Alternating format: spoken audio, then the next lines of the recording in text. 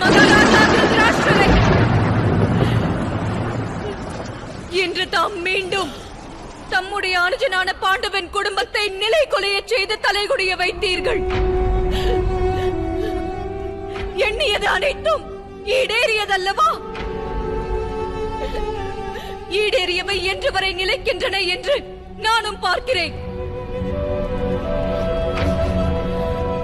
நினைவில் கொள்ளுங்கள், என்று இங்கு அடிமைகளாய் வீற்றுள்ள எனது புதல்வர்கள் விடுதலை பெறுகிறார்களோ அன்று தம்முடைய அழிவானது ஆரம்பமாகும்.